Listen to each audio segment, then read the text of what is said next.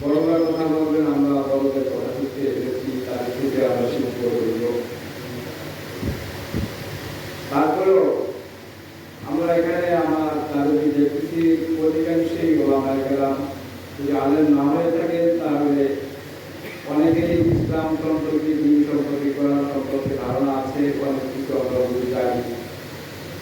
এই জন্য এখানে বেশি কিছু বলার প্রয়োজন নাই আমি মনে করি।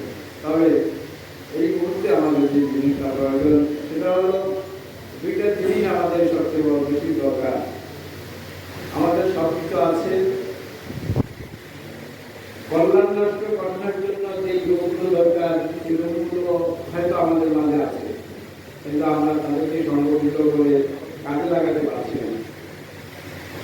সর্বপ্রথম কাজের জন্য প্রয়োজন হলো রাসূল সাল্লাল্লাহু আলাইহি ওয়াসাল্লাম যেভাবে আদর্শের দ্বারা লোক তৈরি করেছেন রাষ্ট্র গঠনের আগে, এমন কিছু শৈলী আদর্শগত তৈরি করতে হবে আমাদেরকে।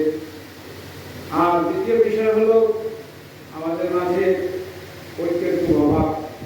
এই জন্য এই মুহূর্তে আমাদের সর্বপ্রথম কাজ হলো ইসলাম ঐক্য সৃষ্টি করতে হবে। আর এই ঐক্য হয়ে আমাদের জন্য বলিষ্ঠ একটা নেতৃত্বের প্রয়োজন। যেখানে লোক আছে কিন্তু নেতৃত্ব নাই, সেখানে কোনো কাজই উদ্ধার করা যায় না। এই মুহূর্তে আমি সবার কাছে অনুরোধ করবো, আমাদের ইসলামিক নেতৃবৃন্দ যারা আছেন, কর্মী যারা আছেন, বিভিন্ন দলের যারা দায়িত্বশীল আছেন, সকলে মিলে একটা নেতৃত্ব সৃষ্টি করে দাঁড় করান। সবাই তো নেতা হইতে পারবে না, যোগ্যতা থাকলেও সবার মধ্যে একজনকে নেতা বানাতে হবে।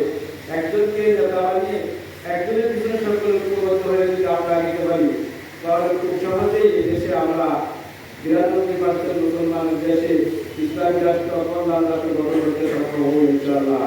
আমার তৌফিক ইল্লা বিল্লাহ।